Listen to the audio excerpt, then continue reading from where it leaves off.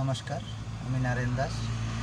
আমি আছি এখন ডিগলিপুর ভেটেরিনারি হসপিটালের সামনে। এখন আমি অটোতে বসা আছি। এখানে বসে আমি একটা ভিডিও বানাচ্ছি।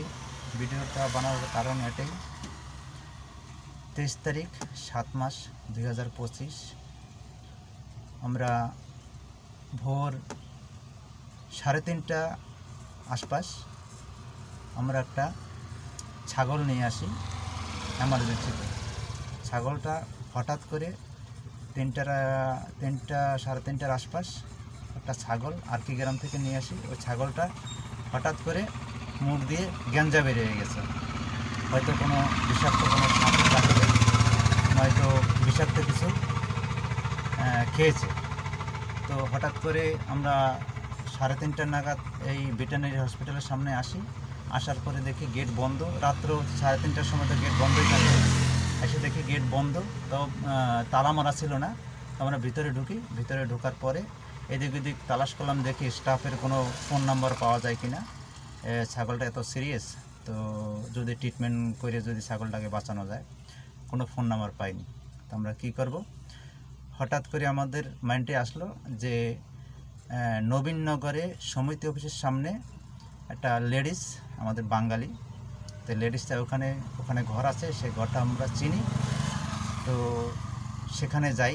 সেখানে যাওয়ার পরে সেই লেডিসটাকে আমরা ঘুম থেকে উঠানোর পরে বললো কী হয়েছে। বললাম যে ছাগলটা হঠাৎ করে মুখ দিয়ে গ্যাঞ্জা বেরিয়ে গেছে, তো আমরা এখন আপনার কাছে নিয়ে এসেছি। কাউকে তো চিনিও না, জানিও না, ডক্টর কোথায় থাকে জানিও না। তো আসলাম। তো ম্যাডাম মেহরবানি করে যাক আমাদেরকে ও হজম হওয়ার কিছু ওষুধ দিয়েছে, কিন্তু ছাগলটাকে দেখেনি উনি এসে। হজম হওয়ার কিছু ওষুধ দিয়েছে। তো ছাগল সিরিয়াস কন্ডিশনে আমরা ফির বাড়িতে নিয়ে যাই। বাড়িতে নিয়ে যাওয়ার পরে আমরা তো আমাদের মনটা শান্ত হচ্ছে না, যে ছাগলটা পুরো চিল্লাচ্ছে, মুখ দিয়ে পুরো গ্যাঞ্জা বেরিয়ে গেছে। ও তারপর আরেকটা কথা, তো ম্যাডাম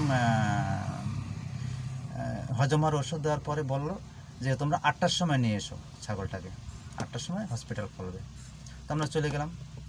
তো ঘরে যাওয়ার পরে ভাবলাম যে 8টা কখন হবে, 8টা বাজতে বাজতে হয়তো ছাগল মরেও যাবে। তো নিয়ে চলে গেলাম। নিয়ে চলে যাওয়ার পর তারপর ভালো লাগতেছিল না। তো হঠাৎ করে আমার মাইন্ডে আসলো যে আমাদের ডিগলিপুর ফায়ার ব্রিগেড অফিসার অমর কুমার রায়, ওনার ফোন নাম্বার ছিল আমার কাছে। তো আমি ওনার সঙ্গে যোগাযোগ করার পরে তো একটা ফোন নাম্বার দিয়েছে।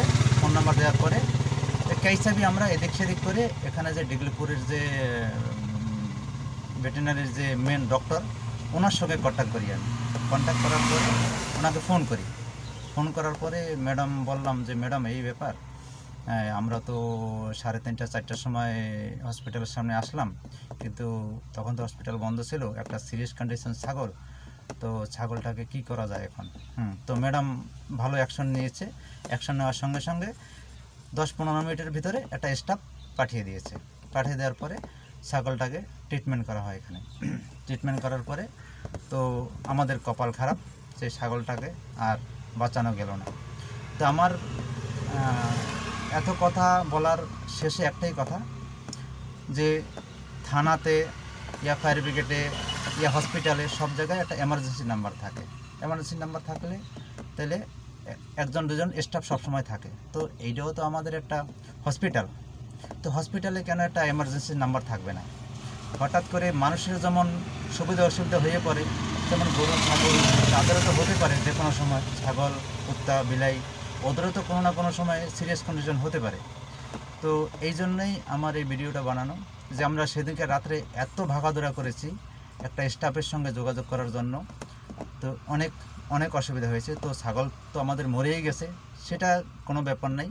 ছাগল আজকে মরে গেছে, কালকে হয়তো আমার, পরশুদিন আরেকজনের, তারপরে আরেকজনের, যে কোনো অসুবিধা হতেই পারে।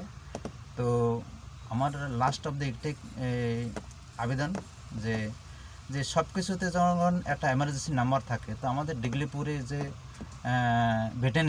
ভেটেরিনারিতে তো একটা স্পেশালি একটা নাম্বার দেওয়া উচিত, যে কোনো সুবিধা অসুবিধা হলে যেন আমরা তাকে ফোন করে ডাকতে পারি।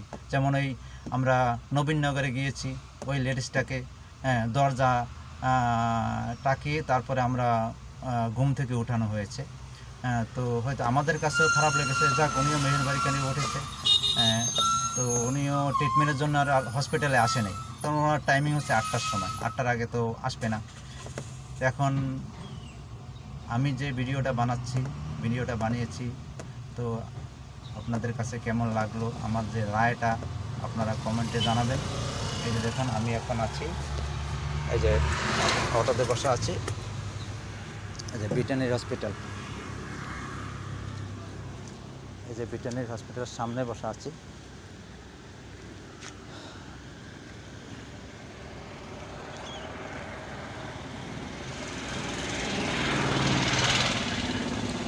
আর এই যে সামনে ব্রিটানির হসপিটাল।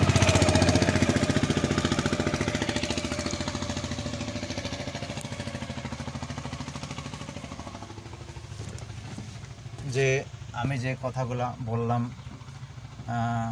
কেউ চোট লাগানোর মতো কথা না চলে। আমাদের সরকারের কাছে, আমরা যখন এখানের নাগরিক, ভারতের নাগরিক, আমাদের সুবিধা অসুবিধা তো সরকারের দেখা উচিত।